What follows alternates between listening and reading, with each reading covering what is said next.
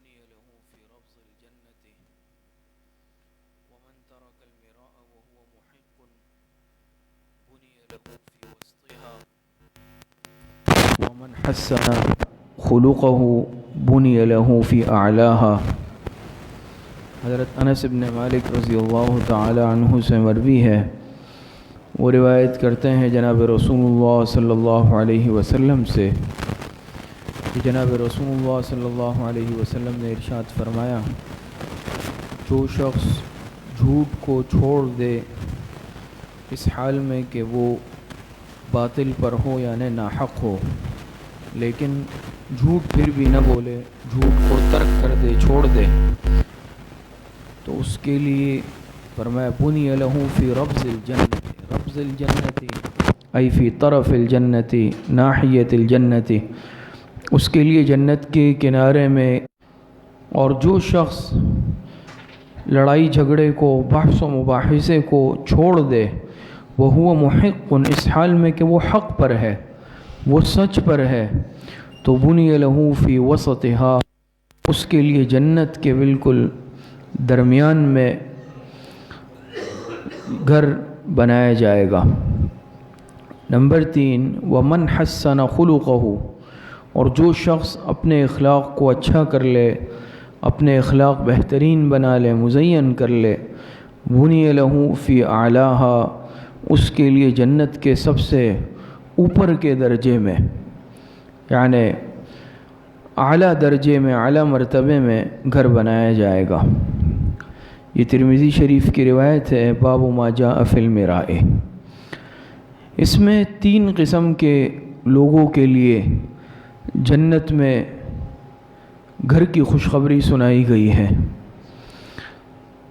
سب سے پہلے وہ شخص جو جھوٹ کو چھوڑ دے اس حال میں کہ وہ حق پر نہ ہو، باطل ہو۔ کوئی بھی معاملہ ہے، بحث و مباحثہ ہے یا کوئی لڑائی جھگڑا ہے، اور اس میں سے ایک شخص وہ حق پر نہیں ہے، اسے معلوم ہے کہ میں حق پر نہیں ہوں، تو وہ جھوٹ کا سہارا نہ لے، یعنی وہ جھوٹ کا اگر سہارا لے لے تو وہ یہ جنگ جیت سکتا ہے، جھوٹ کا سہارا لے کر یعنی فیصلہ بدل سکتا ہے، لیکن اس کے باوجود اسے یہ معلوم ہے کہ میں حق پر نہیں ہوں، تو وہ جھوٹ کا سہارا بھی نہ لے۔ بعض دفعہ ایسا ہے کہ جھوٹ انسان جب بول لے، خاص طور پر جدال کے وقت، لڑائی کے وقت، اس سے کسی نہ کسی درجے میں منافع اور فوائد حاصل ہو جاتے ہیں، ہو سکتے ہیں، لیکن یہ شخص سمجھتا ہے کہ جھوٹ بولنا جائز نہیں ہے، اور جھوٹ بول کر میں کیوں فائدہ حاصل کر لوں، تو یہ جھوٹ نہیں بولے۔ تو یہ بھی اس کی اتنی بڑی قربانی ہے، جھوٹ کو ترک کر دینا، کہ اللہ پاک اس کو جنت کے نچلے درجے میں محل عطا فرمائیں گے، گھر عطا فرمائیں گے۔ دوسرے نمبر پر وہ شخص جو حق پر ہوتے ہوئے جھگڑا چھوڑ دے، اس کو معلوم ہے کہ میں حق پر ہوں۔ اب اس کی دونوں صورتیں ہو سکتی ہیں، بعض دفعہ بحث و مباحثہ چلتا ہے آپس میں، اور ایک کو پتہ ہے کہ میں حق پر ہوں، لیکن اس نے کہا بھئی بحث مباحثے کا فائدہ نہیں ہے، میں بحث نہیں کرنا چاہتا، بس تم جیت گئے، تو بحث و مباحثے کو ترک کر دیا۔ یا یہ بھی مطلب ہو سکتا ہے کہ اگر حقوق کی جنگ ہے، کسی مسئلے پر، زمین پر، جائیداد پر، گھر پر، کسی بھی جگہ پر، ایک حق پر ہے، ایک ناحق پر ہے، ایک سچا ہے، ایک جھوٹا ہے، تو جو سچا ہے اس کو معلوم ہے میں سچا ہوں، یہ میرا حق ہے، میری ملکیت ہے، لیکن اس کے باوجود کیوں لڑائی جھگڑے میں پڑو؟ اب لڑائی جھگڑے میں پڑوں گا، فتنہ فساد ہوگا، اس نے کہا بھئی میں چھوڑتا ہوں، میں جھگڑا نہیں کرنا چاہتا۔ تو حق پر ہونے کے باوجود اپنا حق چھوڑ دینا، لڑائی جھگڑا چھوڑ دینا، اتنی بڑی قربانی ہے کہ اللہ پاک اس کو جنت کے درمیان میں محل عطا فرمائیں گے، اس کے بدلے میں گھر عطا فرمائیں گے۔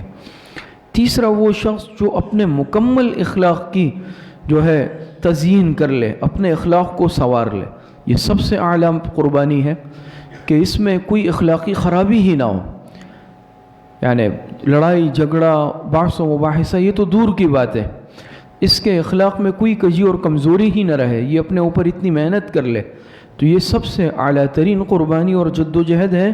اس پر اللہ پاک اس کو جنت کے سب سے اعلیٰ مرتبے پر محل عطا فرمائیں گے۔ اور اس کو سمجھنا آسان ہے. جیسے آپ نے دیکھا ہوگا نا، ایک پہاڑی، بعض علاقہ ایسا ہوتا ہے جو ایک پہاڑی پر ہوتا ہے، تو ایک گھر ایسا ہے جو اس کے نشیبی بالکل کنارے پر ہے، نیچے ہے، اس کی وہ ویلیو اور حیثیت نہیں ہے. ایک یہ کہ جو تو اوپر ہے تھوڑا، اور ایک گھر وہ جو بالکل چوٹی پر ہے، وہ سب سے اعلیٰ سمجھا جاتا ہے.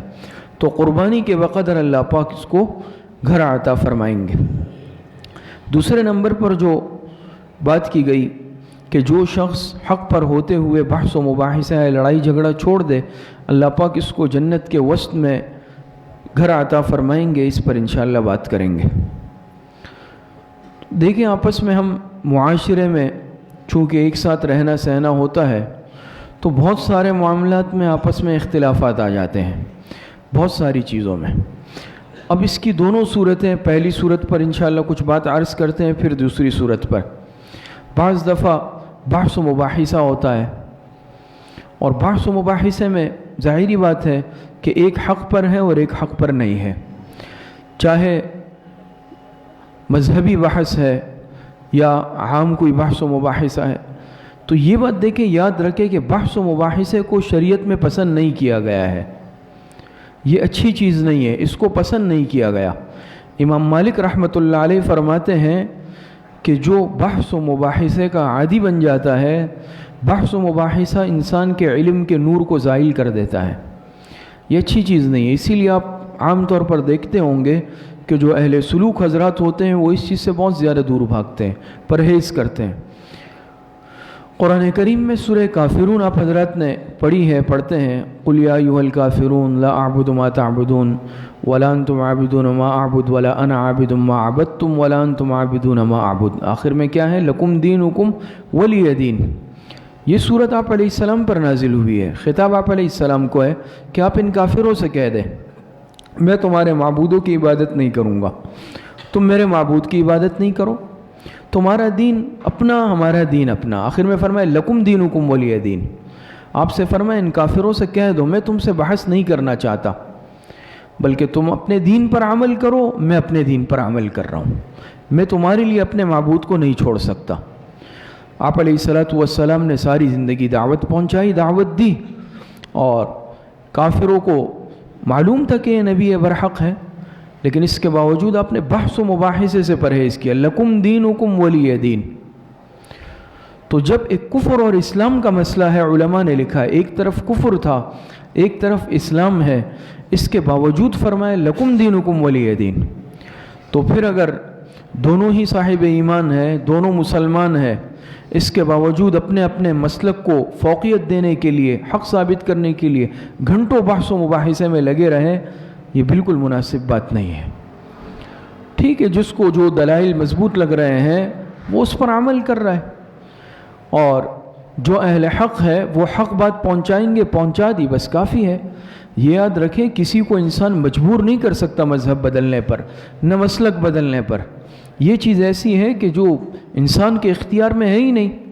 تو پھر فضول کے جھگڑوں میں پڑنا، بحث و مباحثوں میں پڑنا، دل میں نفرتوں میں تو اضافہ ہوتا ہے، لیکن یہ نہیں ہو سکتا کہ میں بحث کی بنا پر کسی کو بدل لوں، کسی کا مذہب یا مسلک بدل لوں. یہ بہت مشکل ہوتا ہے. تو لہٰذا بحث و مباحثہ یہ اچھی چیز نہیں سمجھی گئی. اور اب عام طور پر جب اہل علم کے لیے مناسب نہیں ہے، اہل علم جن کے پاس علم ہے، قرآن حدیث کا دلائل ہے، تو پھر ایک عام آدمی جس کو قرآن و حدیث کا علم بھی نہیں ہے، وہ لگا ہوا ہے مذہبی بحثیں کر رہا ہے، بحث و مباحثے میں علامہ وقت بنا ہوا ہے، کیسے اس کے لیے درست ہو سکتا ہے؟ اور اتنی خطرے کی بات ہوتی ہے جب بے علم شخص بحث و مباحثہ کرے، بعض دفعہ وہ ایمان سے نکل جاتا ہے، ایسی باتیں کر لیتا ہے.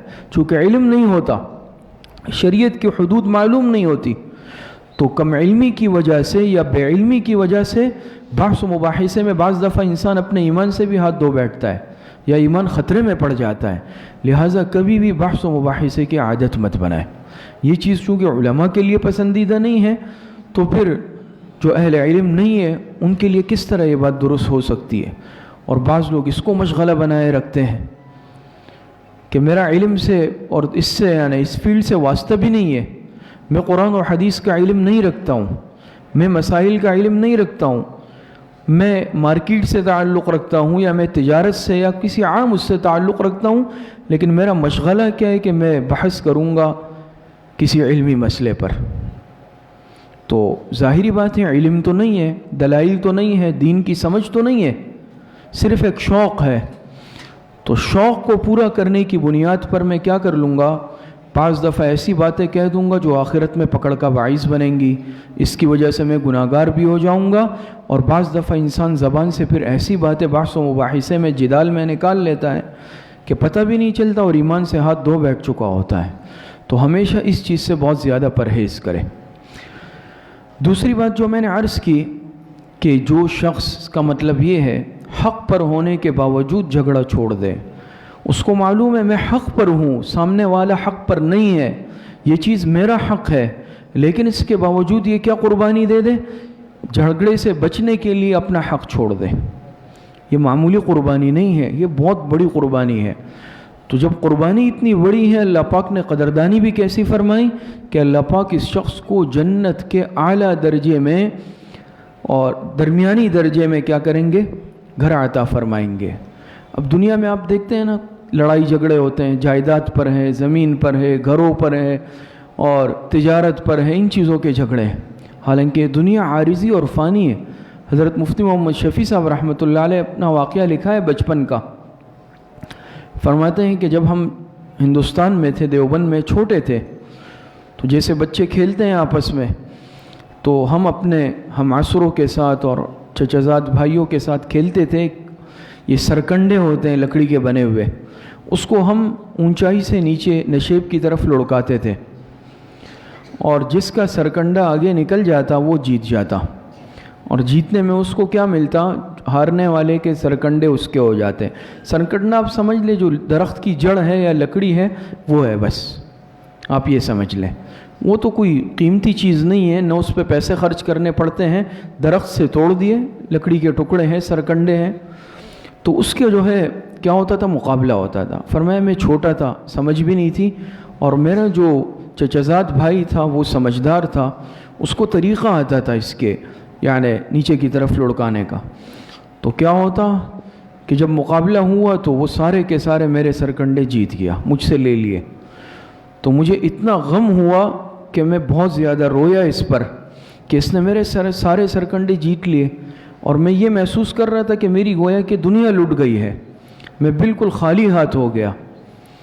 لیکن فرمایا آج جب میں اس دور کو یاد کرتا ہوں، سوچتا ہوں، مجھے اپنے اوپر ہنسی آتی ہے کہ ایک بے حیثیت چیز، ایک لکڑی کا ٹکڑا، بے حقیقت بے حیثیت، میں اس پر رو رہا تھا اور میں سمجھ رہا تھا کہ میری ساری دنیا لٹ گئی، حالانکہ وہ بے حیثیت چیز تھی۔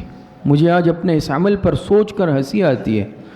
تو حضرت مفتی صاحب رحمۃ اللہ علیہ فرماتے ہیں سن لو، دنیا کی مثال اسی طرح ہے، جب ہم آخرت میں جائیں گے اور قبر میں جائیں گے تب ہمیں معلوم ہوگا دنیا میں ہم زمین کے ٹکڑوں پر لڑتے تھے، ہم پلاٹوں پر لڑتے تھے، ہم زمینوں پر لڑتے تھے، ہم گھروں پر، پیسوں پر لڑتے تھے، یہ کتنی بے حقیقت دنیا تھی، اس کی کوئی حیثیت نہیں تھی، اور اس کے لیے ہم جو ہے لڑتے تھے، عدالتوں میں کیس لے جاتے تھے، اس کے لیے قتل و قتال ہوتا تھا، بھائی بھائی سے بول چال بند ہو جاتی تھی، یہ ہم کیا کر رہے تھے؟ تو فرمایا آخرت میں جب ہم دنیا کے معاملات کو سوچیں گے تو ہماری یہی کیفیت ہوگی کہ کتنی بے حقیقت دنیا پر ہم جو ہے لڑ رہے تھے۔ تو یہ بہت بڑی صفت ہے، اور آج دیکھ لیں کہ جتنے یعنی فتنے فساد کی جڑ ہے وہ یہ دنیا ہے نا۔ حدیث میں آتا ہے، آپ علیہ الصلوۃ والسلام نے ارشاد فرمایا حب الدنیا رأس کل خطیہ، یہ دنیا کی محبت ہر برائی کی جڑ ہے، ہر فساد کی جڑ ہے۔ اور آپ دیکھ لیں آج جتنے فتنے فساد لڑائی ہے، غور کر لیں اس کے پیچھے کوئی نہ کوئی کیا ہوگا، حب دنیا کا جذبہ ہوگا۔ یہ تو ہمارے اکابرین بزرگ، یہ اللہ والے، یہ کبھی بھی اس عارضی دنیا کے لیے لڑائی جھگڑا یا اپنی آخرت خراب کرنا یہ کام کبھی نہیں کرتے۔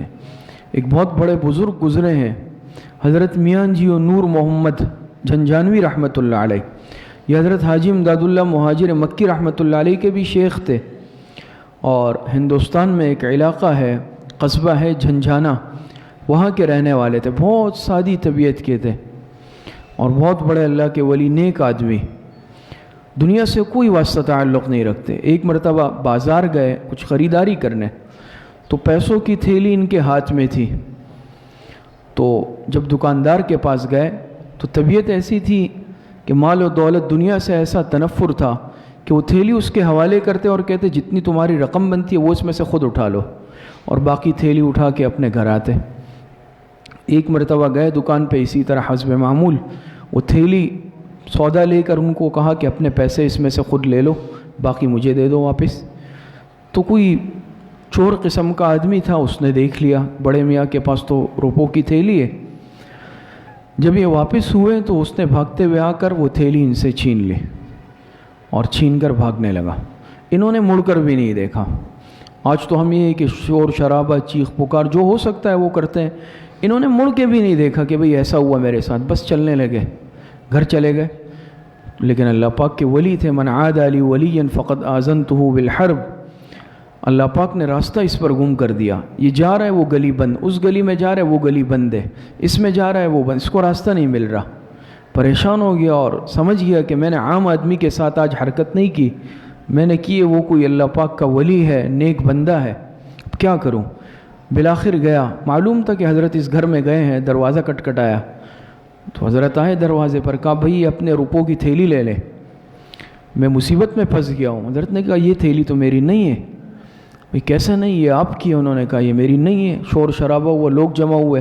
حضرت نے کہا جب تم نے چھینی تھی میں نے اسی وقت معاف کر دی تھی، یہ تھیلی میں نے اسی وقت یعنی نیت کر لی تھی کہ بھئی اب میری نہیں رہی، میں نے معاف کر لی، میری ہے نہیں۔ جب میں نے تمہیں دے دی ہے، تمہاری ملکیت میں دے دی ہے، تو میں اس کو کیسے لے لوں؟ اب وہ منتیں کر رہا ہے۔ بالآخر اس نے کہا حضرت ٹھیک ہے، آپ نہیں لے رہے، آپ نہیں لے، یہ مجھے دے دیں، لیکن میرے مصیبت میں پھنس گیا ہوں، آپ دعا کریں کہ میرے لیے کوئی راستہ کھل جائے۔ تو حضرت نے کہا ٹھیک ہے تھیلی لے لو، میں دعا کرتا ہوں۔ دعا کی، اللہ پاک نے راستہ کھول دیا۔ تو آج ہم دیکھ لیں کہ ایسے بھی لوگ تھے کہ دنیا کے بدلے میں آخرت کو پسند کرتے تھے۔ دنیا کی مثال تو عام ٹھیکریوں کی ہے، پتھر کی ہے، اور آخرت کی مثال تو ہیرے کی ہے۔ آج ہم دیکھ لیں، اب اگر کوئی جھگڑا ہے، کسی نے مجھے تھپڑ مارا، شریعت نے مجھے حق دیا ہے کہ میں اس سے بدلہ لے لوں، تو اب دو صورتیں، یا تو میں بدلہ لے لوں، دنیا اختیار کر لوں، اور یا پھر چھوڑ دوں، معاف کر دوں، اور اس کے بدلے میں آخرت میں جنت لے لوں اور جنت میں گھر لے لوں اللہ پاک سے۔ اب ہم خود دیکھ لیں ہم نے کیا سودا کرنا ہے۔ لیکن آج ہم کہتے ہیں نہیں بھئی میں تو اینٹ کا جواب پتھر سے دوں گا، اور وہ ایک کہے گا تو 10 سنے گا۔ لیکن یہ اللہ پاک کتنا بڑا انعام دے رہے ہیں، آپ سوچ لیں۔ پہلے میں اپنے آپ کو، اپنی ذات کو خطاب کرتا ہوں، مخاطب کرتا ہوں کہ جو حق پر ہوتے ہوئے حق چھوڑ دے، بدلہ چھوڑ دے، بدلہ نہیں لے، تو اللہ پاک جنت میں اس کو محل عطا فرماتے ہیں۔ یا جو حق پر ہوتے ہوئے بحث و مباحثہ چھوڑ دے، جدال چھوڑ دے، اللہ پاک جنت میں محل عطا فرمائیں گے۔ حق پر ہوتے ہوئے اپنا حق چھوڑ دے کہ بھئی مجھے لڑائی جھگڑے میں نہیں پڑنا، میں اس جھگڑوں میں نہیں پڑتا ہوں، تو اللہ پاک جنت میں محل عطا فرماتے ہیں۔ آج بدلے کا مزاج بن گیا ہے۔ حضرت یوسف علیہ السلام بھائیوں نے کیا نہیں کیا؟ آپ نے سارا واقعہ پڑھا ہے، سورہ یوسف میں تفصیلات پڑھی ہے۔ بچپن میں ہی کنویں میں ڈالا اور بیچ دیا غلام بنا کے، کتنا بڑا ظلم ہے۔ لیکن اللہ پاک نے حضرت یوسف علیہ السلام کو بادشاہت تک پہنچا دیا، اور وہی بھائی وہ محتاج ہو کر سامنے آئے، بدلے پر پوری قدرت رکھتے ہیں۔ یہ بادشاہ ہے، وہ ایک عام رعایا کی حیثیت سے ہے، لیکن حضرت یوسف علیہ السلام نے بدلہ لیا نہیں لیا نا۔ حضرت یوسف علیہ السلام نے کیا فرمایا؟ لا تثریب علیکم اليوم، آج کے دن تم پر کوئی ملامت نہیں ہے، میں کوئی بدلہ نہیں لوں گا۔ حضور علیہ السلام کو مکے سے اہل مکہ نے نکالا، آپ کے وطن سے آپ کو نکالا، طائف میں آپ پر پتھر برسائے، کیا ظلم نہیں ہوا؟ لیکن جب آپ علیہ السلام فتح مکہ کے موقع پر فاتح بن کر آئے ہیں، فاتح بن کے، اور آپ تاریخ اٹھا کے دیکھ لیں، بادشاہ عام جو دنیاوی بادشاہ ہوتے ہیں وہ جب فاتح بن کے آتے ہیں تو وہ کیا تباہی مچاتے ہیں، پھر بدلہ لینے میں لاشوں کے انبار لگا دیتے ہیں۔ آپ علیہ السلام فاتح بن کے آ رہے ہیں، اور وہ مکہ والے جو خون کے پیاسے جنہوں نے آپ کو نکالا، مجبور کیا، تو آپ علیہ السلام نے فرمایا میں وہی بات کہوں گا جو میرے بھائی یوسف نے کہی تھی، لا تثریب علیکم اليوم، آج کے دن تم پر کوئی ملامت نہیں ہے، اذهبوا انتم الطلقاء، بخاری شریف میں آتا ہے، آپ علیہ السلام نے فرمایا کہ جاؤ سب کے سب آزاد ہو، تم سے کوئی بدلہ نہیں لیا جائے گا۔ تو یہ پیغمبرانہ روش ہے، یہ پیغمبرانہ طریقہ ہے، یہ پیغمبروں کا طریقہ ہے، معاف کر دینا، حق پر ہوتے ہوئے اپنا حق چھوڑ دینا، بدلہ نہ لینا۔ اللہ پاک صحیح عمل کی توفیق عطا فرمائے۔ الحمدللہ رب العالمین والعاقبۃ للمتقین والصلاۃ والسلام علی